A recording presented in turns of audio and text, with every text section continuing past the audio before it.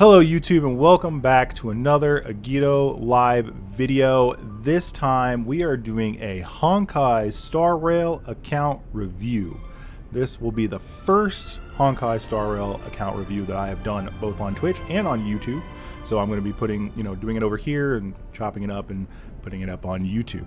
And it just so happens that we will be doing this review for the very first person I did an Azure Lane account review for. And that is Nana Neko Yarn in my chat. She is also a mod, and her husband actually provides a lot of the art for my channel, like emotes, my new icon, all this other stuff as well. They've been great help to me with all my streaming and everything along those lines. So I figured, hey, since she plays Honkai Star Rail as well, I'll do my first Honkai Star Rail review on this this one. So it'd be great. I just wanted to have her be the first one I did one here to kind of set off this as well. So getting emotional, I know, right? Just let's not get too crazy. Let's not get too emotional up in here. So now obviously with Honkai Star reviews, it's going to be a little different. There's a lot more to take into account. Nana has been a light spender, a dolphin spender. She has been playing since the beginning of the game, I believe, as long as I have, and I'm not sure exactly what my criteria are going to be. A lot of the content I do, if you're not familiar with my content, it's kind of like off the cuff. Like I just kind of like, let's do it, right? And yeah. Let's see what's going to happen here. She's on the North American server, same as me, and I believe she's a huge fan of Blade and has been currently trying to pull the Blade, and just recently got Ron May. So yeah, let's go ahead and hop in here and let's see what she's been railing the stars with. Equilibrium 69, heyo, level 69. Let's go. Okay, so since I don't really know the way I'm going to do this, I'm going to kind of go maybe a little slow and see where we go from there. So first off, Equilibrium level 6, Trailblaze level 69, almost level 70. Most players by this time, if they've been playing like every day or something along those lines, are easily level 70. Most people are hitting 70 pretty quickly. I feel like it's a little bit faster leveling in this game than it has been than it was in like Genshin as an example. It's taken me forever to get to AR 60 in Genshin, and I played for like a year and a half, and I just still couldn't do it no matter how much content I got. It just seems like it takes forever. Whereas in this game, it does not feel like it takes forever to get to Trailblaze level 70. So this is still good to see. All the stuff she's got, all the phone wallpapers except for the the pom-pom one, but that was from a special event. The new icon from the current web event, where you get one based on your Trailblazer, which means it looks like she picked male Trailblazer for her account. Okay, good choice. Kalis is a good choice. He's a good character. He's cool. I like the main character. Has all the new chat things. Okay, gotta check these as well. This is a good way to check. See what kind of music. This is something we have to inspect, actually. We need to know what music. Welcome to the Inner Astral. That's the broadcast. What? I can't tell. I have to turn the music up. I'm having a hard time telling myself. Okay, the best music. Yes, the best music. Yes, this is the best music. I agree. Cool. All right, let's go ahead and look at your characters. Let's see what characters you have acquired. So let's go to the databank. Databank is actually the best way to do this. Let's see what characters you have. Cool. No Blade. No Dill.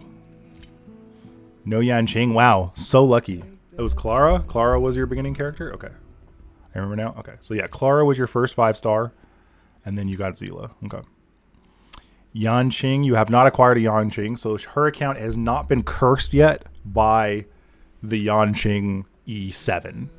Okay? There is a lot of whales and dolphins out there who either have Yanqing E7 plus or they have Himiko E7 plus. My account is the Yanqing at E3. Everything but Argenti. Okay. All of the Harmony characters currently. Good. This is the best tier of characters, our Harmony characters. Nihility, all the Nihility characters except Silverwolf. No Silverwolf. Thing is, I don't use Zeal anymore. I prefer AoE characters. Fair enough. Fair enough. There is an argument to be made that Seela, depending on the content, is an AoE character, but she's mostly single target for sure. Preservation, everybody but Fu Xuan. Really, you didn't get Fu Xuan. I'm surprised.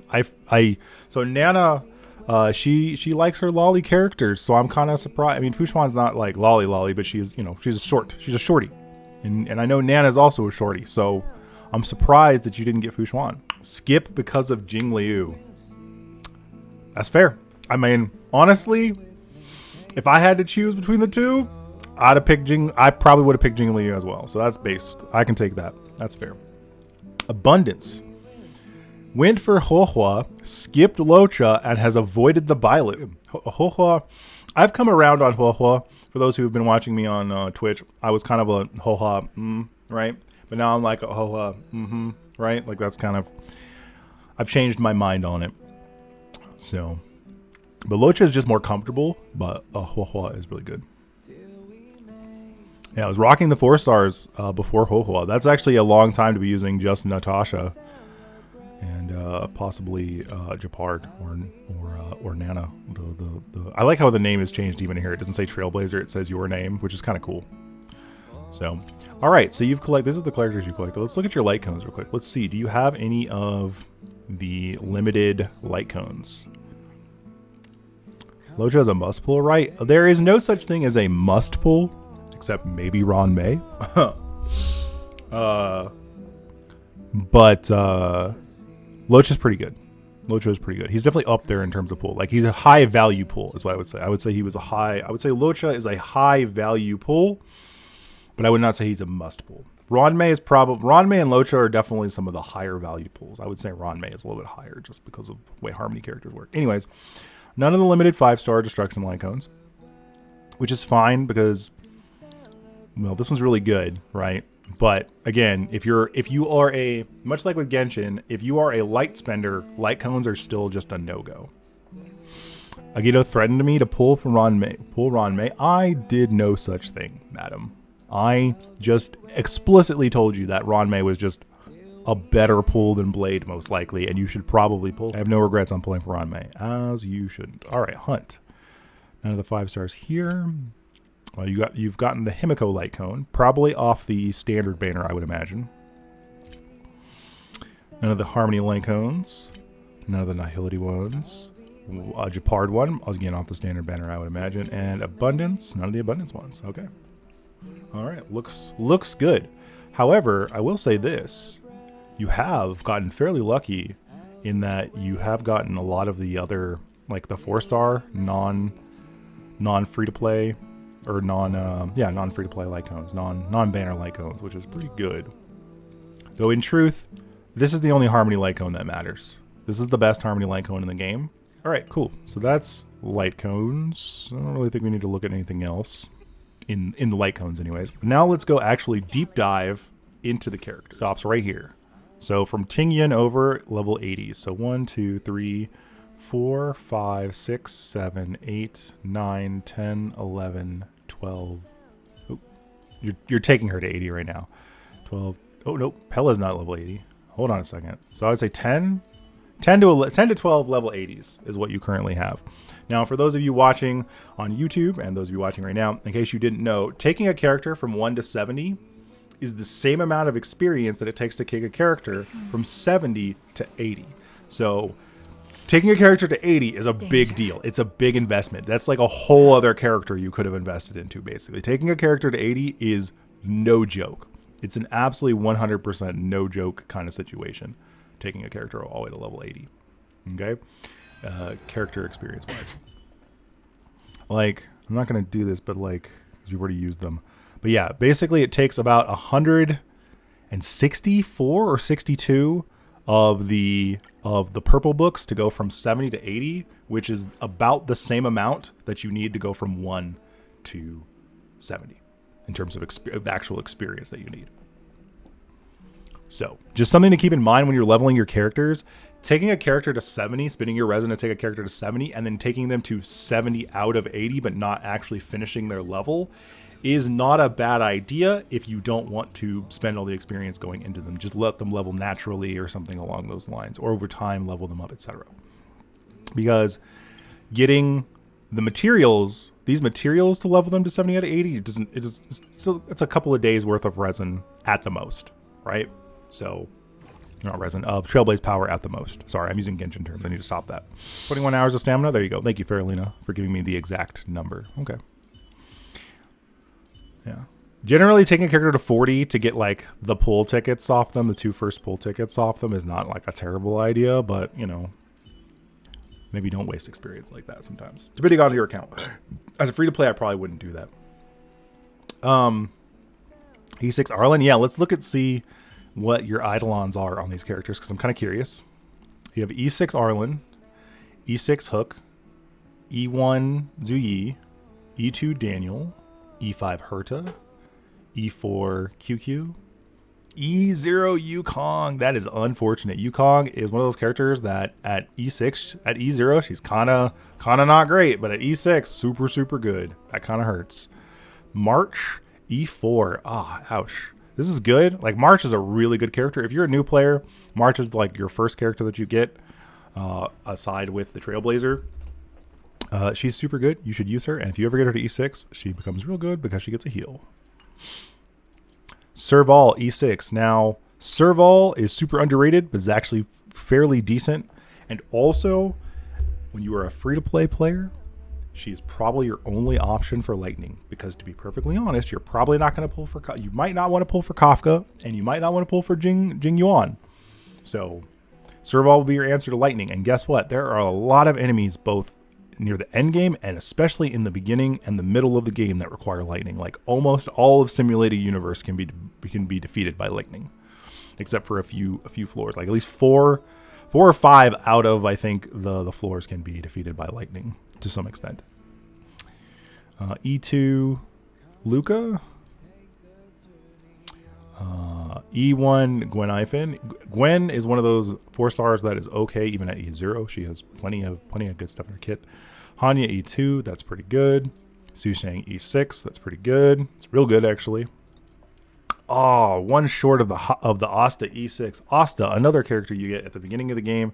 Super strong. You should immediately start investing in her. She's good at all stages. E0, E1, all the way up to E6. Doesn't matter. She is super good. Sampo, I hate this guy. Can't stand his character. He super irritates me, but he is decent. And you have him at E6, so I mean, it is what it is. Natasha, the first healer you get access to the game, more than likely a character you're going to end up using a lot because she's free, right?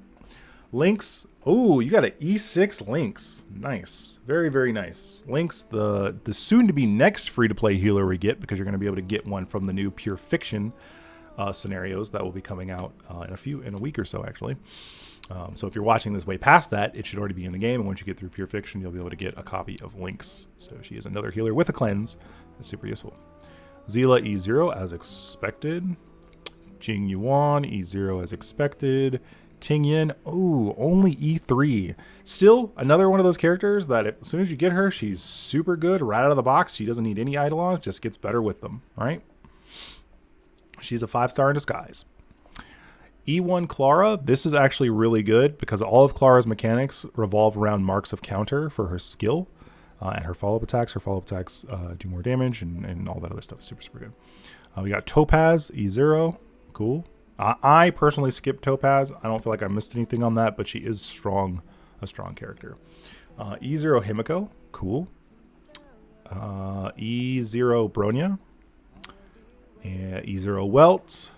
E0 Kafka, E1 Japard. This is actually pretty good because it increases his freeze chance by 35%, meaning you have to build a lot less effect hit rate on him to guarantee his freeze, but also it means that you can then build more defensive stats because of that, right? Super good. Obviously, E6 Trailblazer, super easy to get so long as you do what you're supposed to throughout the game. Underrated character. Japard is an underrated character, and especially with Fushuana being around now, he gets kind of overshadowed, but he's really good. He's really good. Hohua or Ho-Oh, super good. Offensive support, Pella, another one of those characters, super good right out of the gate. Super good at E0, super good at E1, really good at E6. I think it's her E4. Yeah, even E1, she gets more energy back, which is good. The newest character to the game, Ron May, currently on the current patch of 1.6, the beginning of 1.6, she is super good. She is absolutely fantastic. Super strong character, will do all kinds of good things for you, and you want her. You want if her banner comes up, you want this character, just straight up. And then Jing Liu is basically the premium DPS right now. All right, so that is all the characters. A good selection of characters. And as far as the ones that you've leveled up from Tingyan over, I would say I see your problem. Me and Nana and I talked about this before. There's a reason. The reason I told her to pull for Ron May is because she has too many DPS leveled up. Right? She has 1, 2, 3, 4, 5, 6 DPS leveled up, and she only had, before she got this Ron May, she had Tingyan and Bronya leveled up. That was it as far as supports, and then Japard. And obviously she didn't get Ho-Ho until just now, and she was running with level 70 and level 70 of these two healers, so kind of needed the supports. And with mid builds, yeah, I imagine their builds were not that great. This is not a lot of crit damage on her. This is nowhere near enough attack percent or attack on Tingyan, so builds are kind of questionable. She's actually missing relics. That is unfortunate. Pearls of Sweat, actually probably her best Lycone if you do not use the...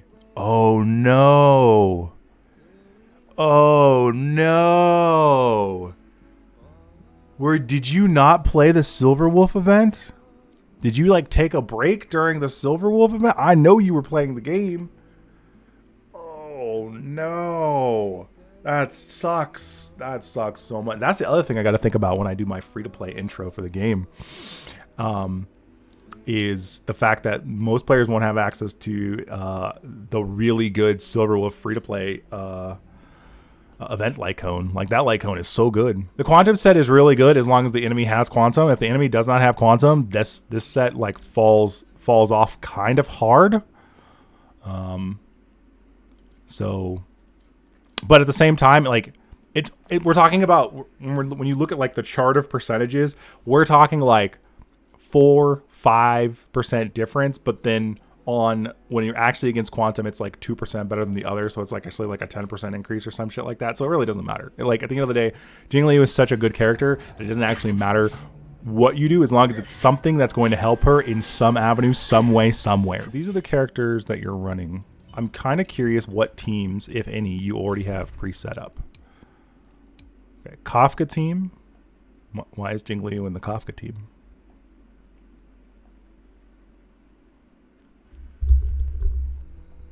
What? Why is Jing Liu on the Kafka team? I don't know. Okay. Topaz team. This is actually this team scares me. This team looks strong. This team is probably quite strong because Himiko gets buffed by all the Topaz stuff. Ron May adds extra breaks. Ho-Ho's giving them extra energy so they can go crazy. Follow attacks for days.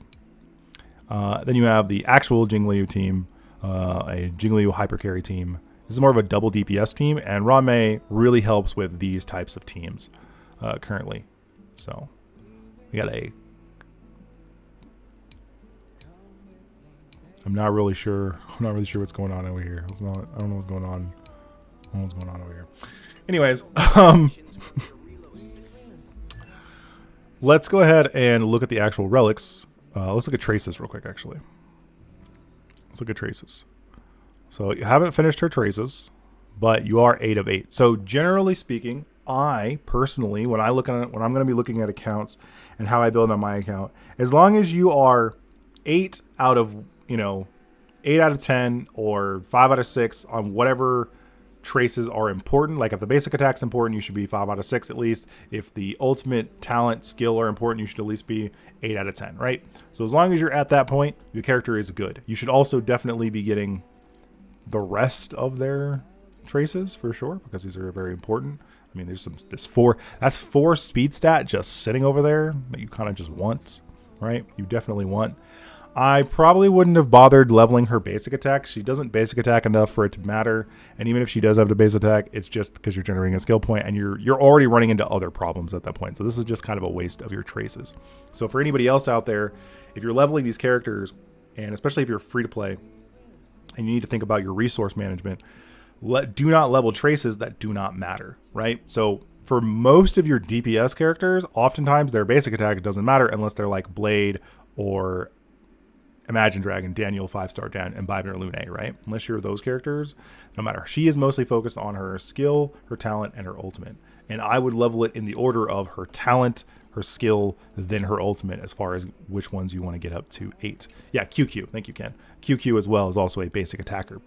Oftentimes, though, basic attackers actually want you to level everything. That's the other thing about them. But you can get away with certain characters like her just leveling these 3, not her basic attack. Ron May, as an example, you don't want to level her basic attack. Her basic attack, it doesn't matter. It's just there to occasionally break or generate a skill point. However, her talent, skill, and ultimate are the things that you want to level.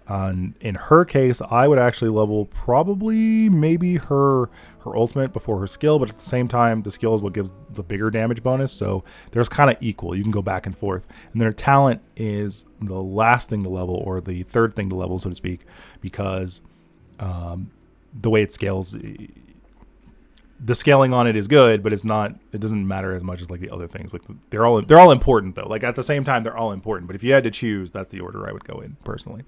And obviously you want to finish out all the traces. Like you want to, for every character that matters that you take to 80, you definitely want to get your investment back by making sure you invest more and get all of the traces in their trace tree, especially their bonus abilities, right?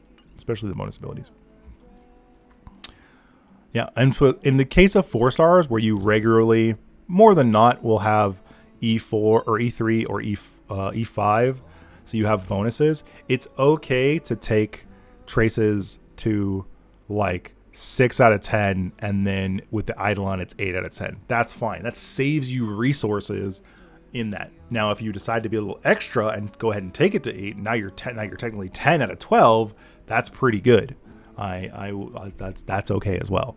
So either way you want to do it is fine. Same thing for the basic attacks, because it's just saving you points at that point. You don't have to invest, right? You're just saving yourself resources. That's just another way to save yourself some resources in certain areas, because at the end of the day, after a certain point, it doesn't matter as much. You're just trying to eke out a little bit of percentage here and there and here and there and here and there and here and there. The more important stuff is the raw stats. I would say the most important thing in the character's traces are the raw stats you get out of the later like trace points. Like 8% attack, that's what, 3-4 rolls, 2 to 3. No, that's probably 2 to 3. 2 to 3 rolls of attack percent on a relic. That's really good, right? 6% effect hit rate. That's 2 rolls of effect hit rate on a relic. Like it's worth the investment if you start thinking of it in quantities of like, if I got this random roll on a relic, how many rolls and experience points would I have to commit to it to get that much stat on a relic, right? So that's why you want to look at making sure you get your traces completed. Oh, this is perfect. You take this to 9 out of 10, which is fine. And see, here's the thing. The 9 out of 10 is 8. The 10 out of 10 is going to cost you 14. This is the reason that like you generally don't go all the way, because 14 trace points that's a lot. That is a lot. That is a lot of farming for 14 for, even on this skill, frankly, 0.7 more percent and like 30 more HP, 0.5% more and like 25 more. Like it's not worth it. It's not worth it. So why even bother going to the 9 when you can just stay at 8 and you've lost maybe a total of like 2%, where you can go instead, take that 8 and get 3 speed, which is 2 rolls of speed on I think it's a minimum roll, or 2 rolls of speed or more. A roll and a half of speed on a relic set. You can get effect res 8%. This is 3 to 4 rolls of effect res on a relic, right? So much more important than 1 or 2% on a skill or ability. Again, this is another character you don't need to level her basic attack on, even though it doesn't, based on her max HP, you're not building her with crit damage and all that stuff. You're building her to survive. So you would much rather have spent like these points that you spent to getting this to 4, or this getting to 9 down here, getting this 8% extra health, which again is like 2 to 4 rolls of HP percent on a relic, which will then increase her healing on all of her abilities, right? The raw stat of HP, effect res, speed is more important than the little bit of percentage you get from going from 8 to 9 and 9 to 10.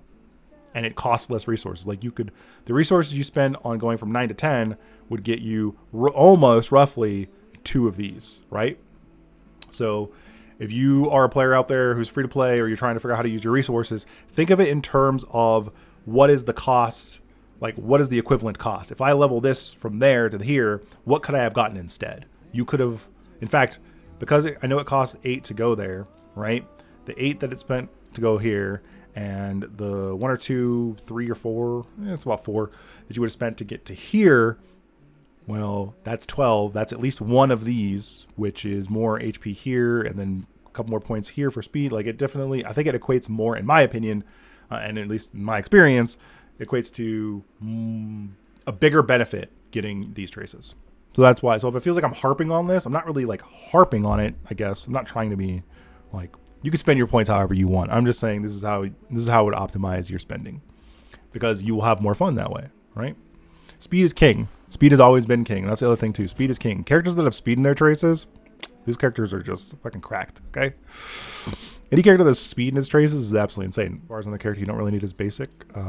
The effect hit rate of this doesn't really go up if it's leveled, so there's actually no reason to level this either, because you're really not using it for damage. Again, you also have to think of characters in terms of like, what do they actually do, right? What does this character do for me in the field, in battle? Why am I using this character? Japard you're using for his shield and his freeze. So what do you need him to do? Well, that means you need his ultimate leveled up.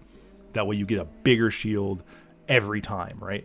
You don't actually need to level his skill, because his skill leveled up doesn't actually increase the chance to freeze. His E1 does. So with the E1 you have a 100% chance. You only need a little bit of effect right now. But it increases his damage, but you're not looking at Japard for damage, right? You're looking at him for freeze. You'd rather spend your Trailblaze power getting other things than having to get more defensive traces in order to level up all the other stuff. Instead of leveling these, you could have had, I know you have to get this ice damage on him, you could have had 6% more effect res on it, which means he doesn't get crowd controlled, which means he can use his shield more often, he can use his skill more often, etc., right? You could have got the defense on this, which would allow you to, again, have a bigger shield and be tankier. One more effect res over here. That's 12% effect res. It means he doesn't get crowd controls. It means he does more. You could just ignore this one because it's off to the side, right? You don't have to take this one. You don't have to take this one, right? These are actually, these two right here. You don't ever have to take. You don't ever have to take this one. You could actually leave all 3 of these just sitting there because you don't need it. It's ice damage.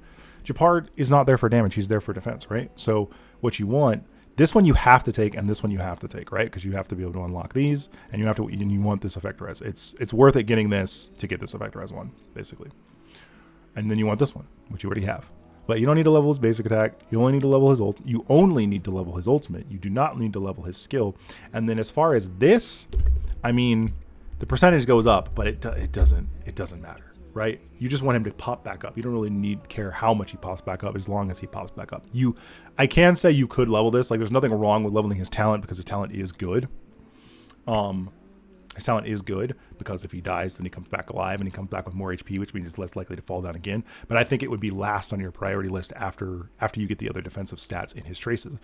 For the time being, you just want to level his ultimate. You don't need his basic attack. You don't need his skill. You just want his ultimate. You want his ultimate as high as possible. Even I'm not going to say I haven't made this mistake on my account, because I was just doing willy-nilly.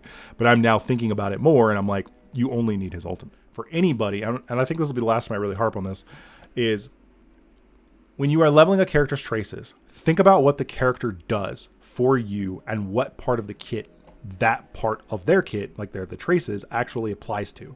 And what part of that ability do you need? Do you need the damage from this, or do you need the effect, the base chance for it to apply the ultimate dot? You need the second part of that. You need the base chance for apply the ultimate dot, and that does not increase with levels on traces. So why waste the resources when you could use those resources to take these to 10? All the resources you invested in this could have been turned around and turned this into 10 and 10, which would have given you more damage, right? It's the same concept with the Japard thing, right? All the resources invested into this skill and this basic deck could have been turned around to a level 8 version of the ultimate, right? So a bigger shield, and this wouldn't have changed that. The small percentages of damage that you get from these do not equate to the same amount of defensive stat you get from this, right? So that's just a little bit of ways that you can, in the future when you're building characters, obviously you can't go backwards. Unfortunately in these games, we can't go backwards. So this is just more of a warning case and a as an example for other players and your future builds, right? Or if you're one of those players who's like, hey, I just don't want to have glowy shit on my screen. I want to level everything because I just don't want to have glowy shit. I don't care about my resources in that aspect. You know, I would rather just not have glowy shit on my screen. And you know what? I totally understand that because I've done that too. I can already tell you guys right now that the Honkai Star Rail reviews are probably going to end up being longer than the Adrenaline reviews. Because there's just a little bit more to go over, especially as I figure out how I want to do these. So I think a part of the reviews is I will test your characters and see where I can see improvement and maybe some team comping that you may not know. I think that's what I'm also. It's very hard. No, MOC is difficult. There's no if and or but about it for anybody who is curious. MOC is not easy, and 11 and 12, the new difficulties are also not easy. And this voyage section is actually not easy either. Okay, especially if you don't have if you don't have the good team comps and the good characters and the completely cracked out relics, right? What would you say is your most well-built character? I think that's another thing that I need to ask people when I do these. What do you think is your most well-built character? Ooh. No crit damage messenger piece? Oof. Ooh, that's rough. Ooh, that's rough. Kafka or Jingliu? Okay.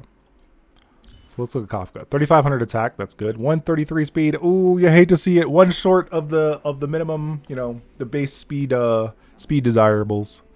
The soft speed cap, so to speak. 37 effect hit rate, that's plenty of effect hit rate. Kafka needs, I think, if I remember correctly, only about 28% effect hit rate to be effective. So that's pretty good. And let's look at the pieces themselves. 9. Wow, this has 9 speed on it. That's really good.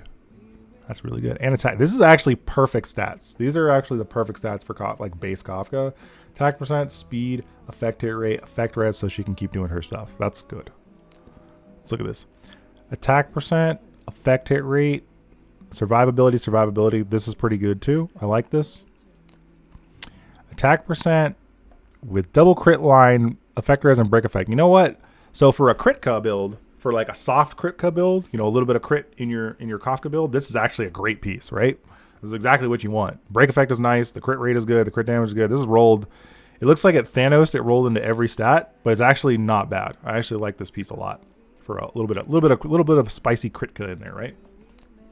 And then on the speed boots piece, which are good. You got effect hit rate, break effect, crit rate, and flat attack. Flat attack, ooh, it rolled a lot into the flat attacks. Like 3 rolls? I think it's like 3 rolls. 2 or 3 rolls into, I only have 2 fingers. 3 rolls into flat attack. And then a lot into break effect, which is pretty good. As long as she's breaking, it's a higher break dot. That's good. And then you have her on Space Stealing Station. This is okay. You definitely could use...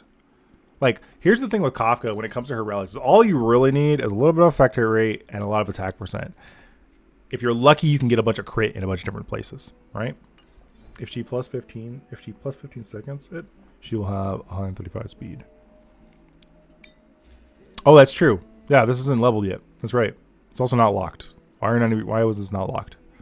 I just realized it's not even level 15. Yeah, if you level this up, it'll be, yeah, she'll be out. You're right. Now, thank you for spotting that. So actually, I take that back. This Kafka is actually perfectly built. She's at the 135 marker at least, or 134 marker. A little bit of crit damage, plenty of effect hit rate. Good length. Yeah, no, not bad. You're at the point here on this where you want to finish one of the sets. You either want to finish your dot set for the defense down, because defense down is super good, right? But frankly, replacing this and this would be quite difficult because of the attack percent effective rate. And this one in particular, this is a bottleneck for you because it's got speed on it. It's got 9 speed on it, right? This is going to almost be impossible to replace.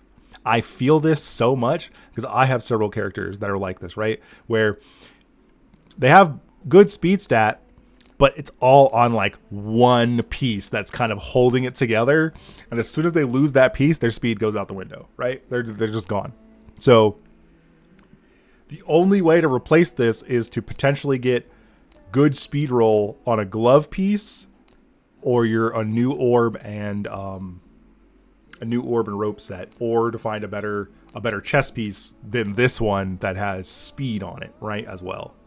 So you're in one of those tight spots where your build is fine, right? Like the only way to improve it is to get really niche good pieces, so it's actually just absolutely fine. This Kafka is really well built. I like this Kafka. So let's look at this. Jing Liu, I think, roughly wants 2400 to 2600 attack because she gets so much attack bonus from her talent that she doesn't need anything more than that, generally speaking. And then with this Lycone, she definitely doesn't. So you're at the speed breakpoint. You have 43.5% crit rate. I believe your trace is only level 7. So this is one of those characters where taking it all the way to 10, you get a lot of value out of, right? Earlier we were talking about this where to get a character to a certain point for leveling traces, the value of the trace when it levels, and every time you level her trace, you get more and more crit rate. You get another % of crit rate, right? All the way up to 50%. Now here's the real kicker about that, though. You could technically not level her trace, her talent at all, meaning you get a flat 40% crit rate increase, which means whatever crit rate you have will be on top of that. Thus, you'll be like a normal crit character where you're running at, let's say, anywhere between 45 to, let's say, 80 crit rate, right? Let's say you get 40 crit rate, which is what you basically have right now. So you're running about 90 crit rate. I mean, the difference between 90 crit rate and 100% crit rate is basically, it's always a 50-50 whether or not you're going to crit, right? That's the meme, right? But at 90% crit rate, you're critting 9 times out of 10, which is fine, except in those runs where that one time you don't crit, it ends the run, right? Which is very unlikely. Danger. So it's fine. Like, a lot of people are just like, no, take it all the way to 10, but that's a lot of resources to invest. Just stick with the 8 out of 10, right? Like we always talk about, which would be, 48% crit rate, which means you only need 52% crit rate in order to get 100%, which is not unfeasible, and it's not unfeasible with a crit damage chess piece, as long as you get good. Again, this is all in the scenarios where you get really good rolls. Oh man, I'm sorry, this piece just broke my whole train of thought. Oof, that is rough. That is so rough. Oh, that is rough. That is so rough. You hate to see it. 18% defense roll. All into like one break effect. This is a 4-line start, I think. This is a 4-line start. Break effect into defense % rolls. Oof. Rough. Good roll. Unfortunate, but not bad, right? Like positive stats. All like 3 positive, 3 DPS stats on this, even if it rolled a good chunk into effective rate. Still good. Attack % speed, good stats, but no crit stats. This can be replaced, right? It's only 2 speed, can definitely be replaced. Crit rate, 2 speed rolls, and all into crit damage? So 1 speed roll and then the rest into crit damage? I think so, unless this is a max speed roll. I think this is 2 speed rolls, 2 minimum roll speed rolls, I think, actually. It's 2-2. And then the rest into crit damage. Yeah, this looks like rest into crit damage. This is actually a really good piece. This is a fantastic piece. This is super good. As a crit rate, crit damage piece, this is actually super good. It would be nice if this was attack %, but otherwise, this is absolutely fantastic. It's the boots. I think it's the boots, because these have 16% crit damage, which is good. This has no crit stat on it, which could be better. This is perfect split. This has basically no crit on it whatsoever, even though it's got 1 crit roll. This could be replaced, and this could be replaced, right? And realistically, with Jing Liu, you're going to want this set Whoa, whoa, look at that Zila piece. Wait a minute, I'll have to look at Zila here in a second. You're definitely going to want this set on Jingliu, right? You're going to get Ice Piece for her because, one, it'll give you that extra crit rate. And if you can get up to, and she hits the 70.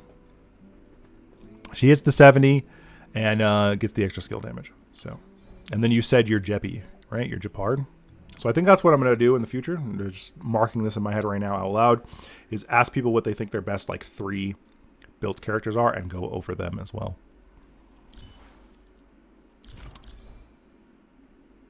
He's on a rainbow set for his orb and rope, it looks like. Okay. Let's see what we got. Let's look at his raw stats first before we go in there. Over 3,000 HP, almost 3,500. That's really good. And almost 3,300 defense. That's really good. Speed is, of course, questionable. Speed is hard to get on preservation characters outside of speed boots, but it looks like he doesn't even have those. 27% effect hit rate. I think you need a little bit more to guarantee his freeze. I think you need like 30% more, something like that. But that's still good. That's mostly just from his light cone, isn't it? Yeah. Okay. Let me look at traces. Let's look at the relics. Never mind, he's trash. He's not trash. What do you mean? Let's look at this. Let's see. Effect res, HP percent. That's good. HP percent, defense percent. This is good. Attack and crit rate are kind of like meh. Defense percent with speed, 7 speed. Look at these speed rolls. With effect res and then some crit damage, which is like whatever, but the effect res is nice. And then more speed rolls with defense percent. You need speed boots here though. Yeah, that's not so great. And then this would be good if you had the full set here. Defense, effect hit rate, this helps. But otherwise the rest of these stats are kind of garbage. Energy recharge rope on him is good. Looks like Blazer has your other one. But yeah, no, this is gonna be better. This is gonna be better, and they need to be setted. So yeah, that's what I would say. And then I think what I'll do is I'll ask the next question is, give me 1 or 2 characters that you would like to build in the future. Bronya is real simple, and in fact, your Bronya is actually kind of already built.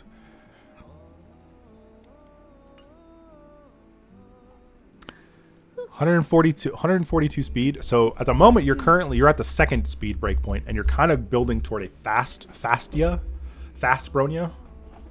Brofastia, something along those lines. However you want to say it. Good light cone for her because of what she does with her skill, right? You just need to love her ultimate and all that stuff, and get these effect res and crit damage traces, right? Effect res. You're gonna want to do this to get these crit damage traces. But you don't need this one, right? You don't need this one, right? You can get this one, this one, this one, this one, and this one, right? But you don't need this one. It's just wind damage. Bronya doesn't need DPS stats until she's E4. Because at E4, she starts basic attacking as a follow-up attack. That's when you kind of want maybe a little bit of DPS stats. Just because. But you're not there, so don't worry about it. So you have her on a 2-piece broken keel, which is good. It's her best piece because the effect res that you want and the crit damage that you want to be able to transfer. And then yeah, you need to get a crit damage piece for her here. Otherwise, I would swap these. So currently she has this one, right?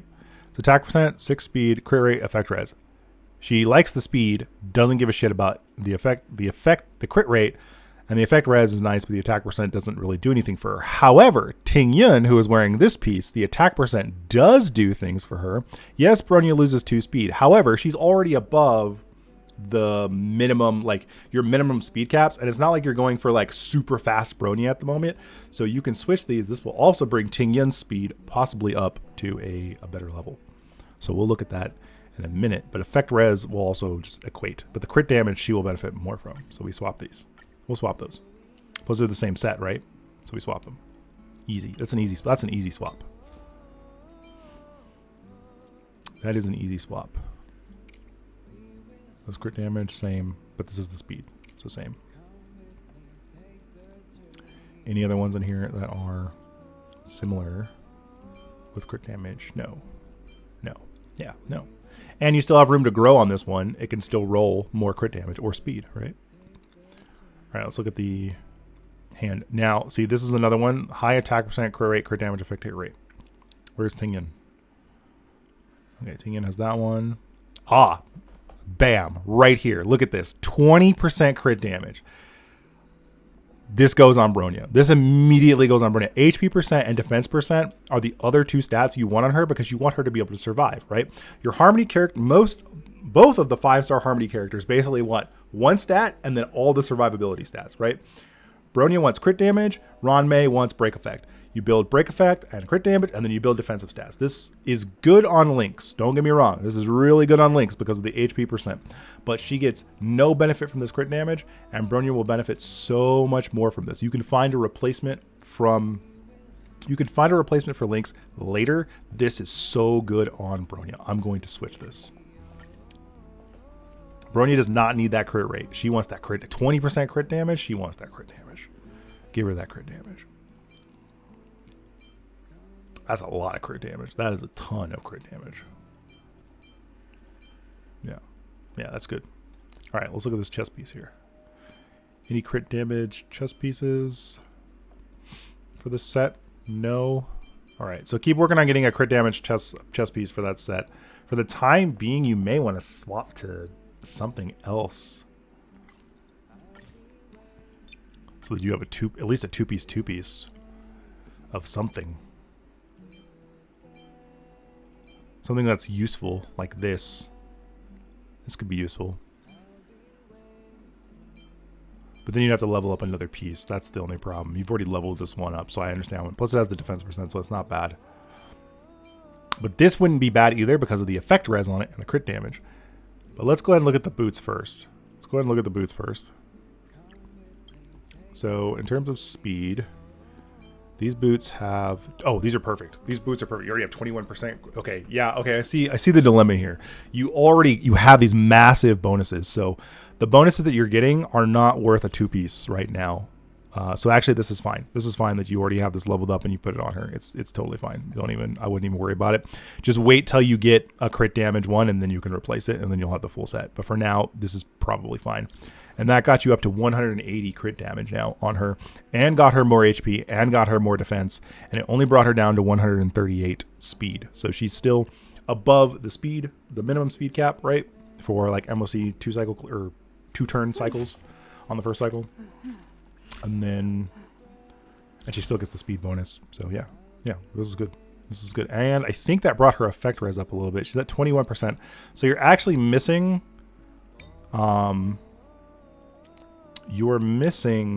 ooh, you want energy recharge on her. You want energy recharge on her badly. Do you have any... Oh, that's unfortunate. This is really good, but you really want energy recharge on her. And I know that's hard to do sometimes. So I'll just leave it. But not only do you need energy recharge on her, you need a bit more effect res. So what you're going to look for is when you get this crit damage piece, finally, hopefully it'll come with effect resistance. That would be your best bet, is it comes with effect resistance. And then hopefully you can find another energy rope in this set to get it with effect res, so you can get that 30% effect res, so you're actually getting this extra crit damage. Because remember, in order to get this extra crit damage, you actually have to have 30% effect res. And while she actually gains some taking the piece from Tingyan, she only has 21%, so she needs just a little bit more. So in conclusion on the increasing Bronya, obviously bring her light cone up. This is the best light cone for her without her standard signature. This one or meshing cogs. Remember, meshing cogs can be run on every Harmony character. As I found out recently, meshing cogs is apparently translated weird. This energy regeneration can be gained every turn. And so when it says triggered in a single turn, the energy regeneration, it doesn't just mean your turn. It means the enemy's turn as well. So if the enemy attacks you, you get 8 energy. If the next enemy attacks you, you get 8 energy. If the next enemy attacks you, you get 8 energy. It's every single turn. It's not just your turn. It's also the enemy's turns. So literally, like if an ally attacks and they counterattack with an AoE that hits you, you get energy back with this light cone. Yeah, it's not once per round, it's once per turn, right? So it gives, and this has been, I watched, I think it was OK Code who talked about this, okay? This has been the case since the beginning of the game. It has been tested since from patch 0 all the way into patch 1.6. It has not changed. It is just, it's every turn, not a round. There's a difference. So it is the best Harmony light cone in the game outside of specific niche cases, right? Like S5 of this light cone is better for Ron May, but it has to be like S3 or higher for it to actually be worth it, right? Because you have to attack, right? Yeah, it's super good on Ting Yin, who gets attacked all the time. It's absolutely fantastic on her, right? Like this light cone is good, but this one is actually better. And then I would definitely, in fact, I take this back about the effect res in your relics. You actually don't need any more effect res in your relics. You want to know why? Because you're missing 6 plus 4. You're missing 10% right here. If you just get these 2 traces, you'll have the 30% effect res you need to trigger your orb combination, which will get you the extra 10 crit damage. So this is another point to my point earlier about this is why trace stats, the raw stats in your traces, are so important. They will help you hit stat breakpoints. They will give you stats far more than a relic would. Getting 10% effect res is like 4 or 5 rolls on a relic. That's like just rolling effect res, right? These 2 traces are worth a whole relic rolling 5 times, starting as a 4-star or a 4 roll and rolling all 5 times into effect res. Basically, that's a lot of effect res. I might be exaggerating a little bit, but it's a lot. It's a lot. Maybe it's like 3 or 4 rolls instead, but still a lot. Very much worth your resin, and it's not random. That's the other thing too. It's guaranteed stat. It's not random. With relics, you have to roll it. You have to spend multiple points of resin rolling it, where you could spend Trailblaze power specifically on Harmony stats, on Harmony traces materials, and just get the stat outright raw, right? So there you go. Now let's look at Clara real quick. Let's go ahead and look at Clara real quick. You said you wanted to build Clara. So you already have probably her best light cone, since this one is on Jingliu. Though, to be honest with you, I see that you have multiple copies of this one. Getting the crit rate might not be bad. They're both pretty good. And she is going to get hit a lot, which means her HP is going to get lower. And since you don't have Locha to instantly pop her up, you'll actually get the effect of this. So this is probably fine. I would play it Seer Vow is probably fine. Let's go ahead and let me double check that. Let me check like a standard what people use. Let me go ahead and check period window real quick. Just see what they say about Clara and her light cones. Obviously, her signature light cone is her best light cone because it provides so much for Clara's kit. Right. I have this problem. She dies fast. Yeah, you definitely need a healer with her. You always need a healer with her, and sometimes you're gonna want her best support is frankly March 7th at E6. That's Clara with E6 March is just so good. But yeah, her signature light cone just helps her kit so much. Absolutely. It's the same thing it's actually the same thing with Bronya. Both of their light cones help their kits so much. So let's see. So Clara, you want all of her traces. You want to level her ultimates. You want to level her skill, especially because you're at E1. You definitely want to level her skill. If you're not E1, I think leveling her skill is actually not worth. But because of E1 and the marks of counter extra damage being on there, you definitely want to level her skill because you're going to be skilling every turn. You just will now.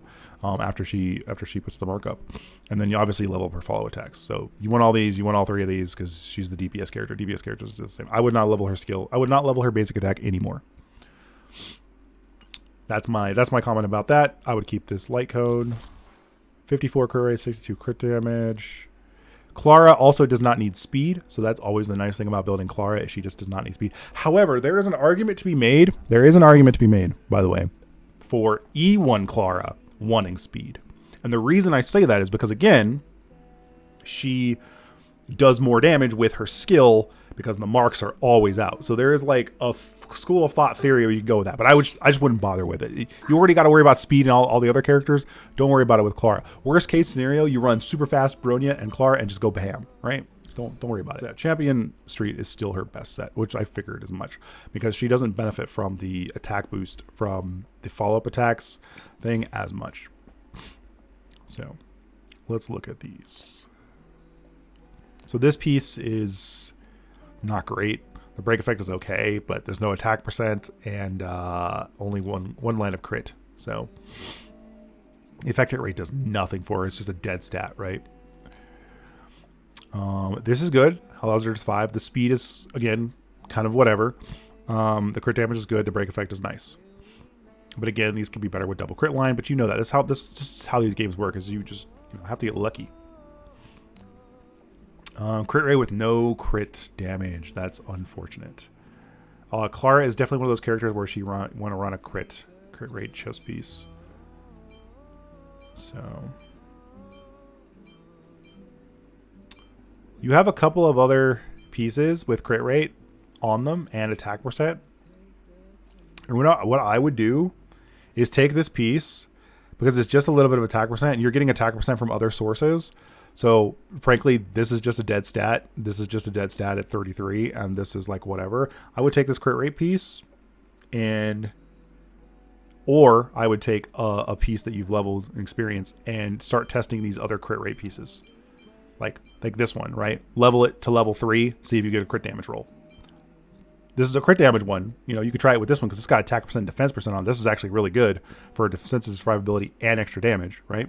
I would take this and see if you can get crit rate on it. And if it gets crit rate on it, well, then you can level this and maybe possibly get more rolls on it and get more crit damage on it. Though you generally are going to probably want a crit rate chess piece. This is another crit rate one that you have with break effect on it. See if you can get crit damage on it. All right. Same here. Attack. Ooh, this one's really good. This is super good because not only do you get HP percent, attack percent, and effect res, which means she won't get crowd controlled as much, which is super, super good, right?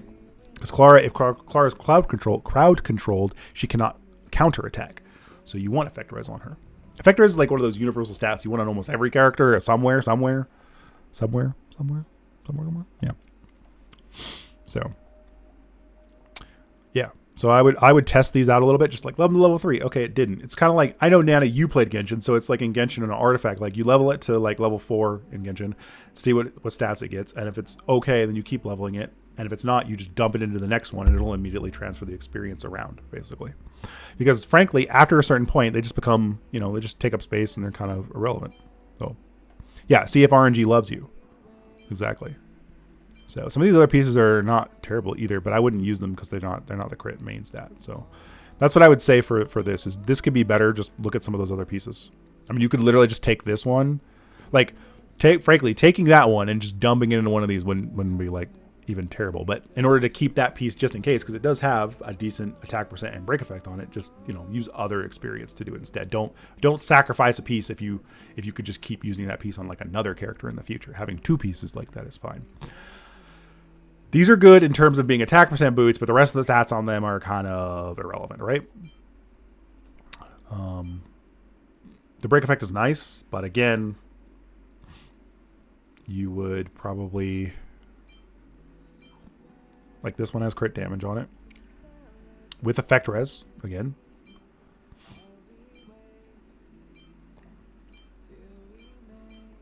So yeah, this one you could try, see if it gets a double. Like if this gets another crit rate roll, this would be really good, right? I'm gonna lock that one for you. If this gets a crit rate roll, then this is immediately a better piece. Even if here's the scenario, right? You roll this, it doesn't get another crit rate roll. It's actually still better than this piece that you currently have because of the effect res and the crit damage. You have a little bit more crit damage. You'll still get a ton of a crit rate, and you'll get crowd control less. The break effect will apply a lot less for your deer damage than the crit damage. And if it does roll crit rate, you immediately have an upgrade, right? It's a small upgrade, but it's an upgrade. Physical with attack percent, crit rate, and effect res. It rolled twice into HP and then twice into effect res. No. Yes. No, once into HP, once into effect res. Still has to level up. not bad. It's actually a pretty decent piece. You're hoping for more crit rate, obviously. And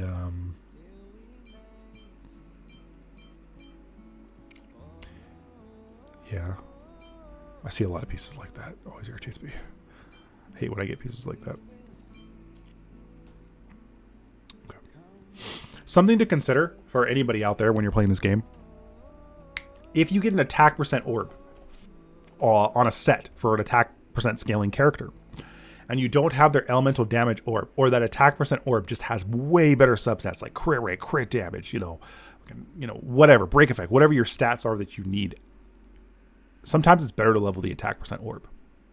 And the reason I say that is because elemental damage is obviously, percent damage is obviously going to do so well. But if all the substats on that elemental orb suck, I'm not saying this one does, I'm just saying if you ever get in this situation, having that attack percent orb with the better stats is going to be more useful to you.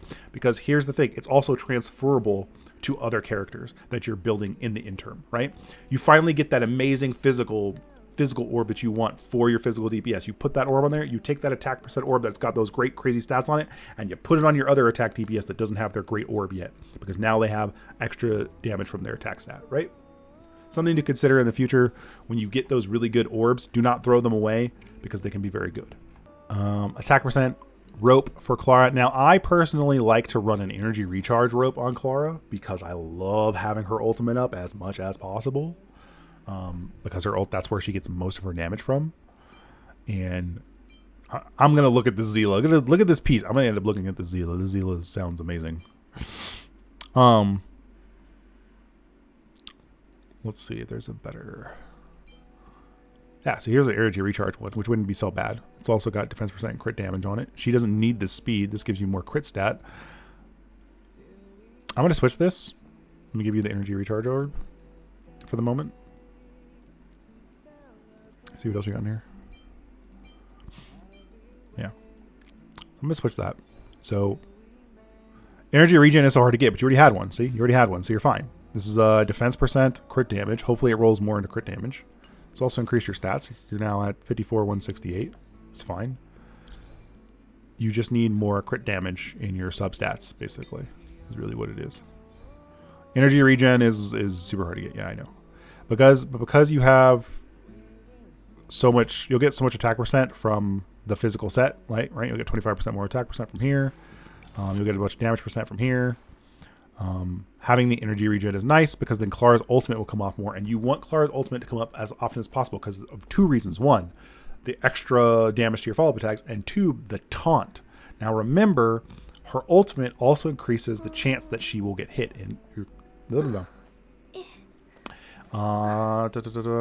is it? Chances of being attacked by enemies for 2 turns, right? It's a multiplier similar to March 7th's skill. It basically gives her, I think after the multiplier, it gives her almost a preservation level of possibility of being attacked. So if you have other characters that are way less than that, she's just, there's I wish I could find it. I'll have to look it up. There's a Reddit post, a long ass Reddit post that gives you the actual breakdown math of how likely it is a character will be hit depending on what is in your party, right? The actual, where they're positioned, all this other stuff. It's actually really cool. So yeah. Which is the other thing with Clara. Oftentimes with Clara, you want her somewhere in the middle 2 slots because if during AoE attacks, it's a higher chance of her getting hit by an AoE, which she'll do a counter and things along those lines. And even her drawing attacks to her is fine because generally speaking, you build your Harmony characters with lots of HP and defense, and then the one stat they need, and then they can survive the hits. So it's fine.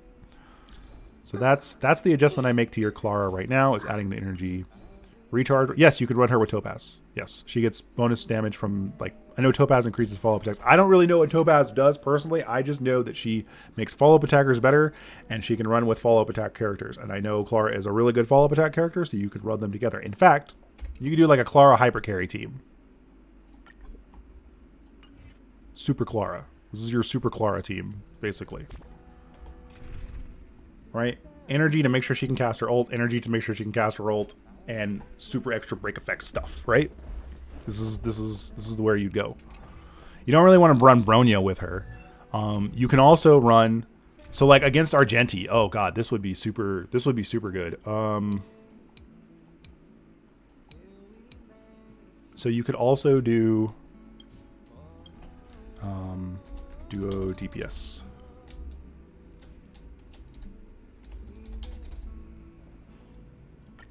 You could also do something like this.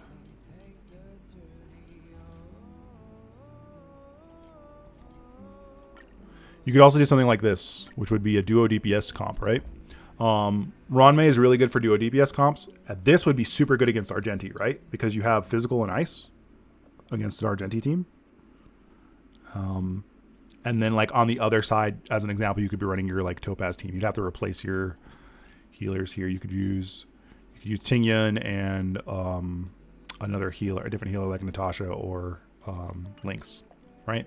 So these are two other options for like Clara teams that I would say you could run. You run Ronmei because of the extra break and efficiency and damage percent and all that other stuff. And Hohoa is good here because she gives them extra energy, which allows them to do all their shit. And then for just Clara, you run Tingyun because then she just, it's Tingyun. Now, real quick, let me look at... real quick, in conclusion for Clara, finish her light cone, get the rest of her traces, level all these to 8, and then you're good. Level up her relics, try to get a better attack percent, boots perhaps, and then maybe a better orb. Depends on how well this rolls, and you're good. This Clara should do some work. You want some more crit damage though, so you definitely need to work on those substats.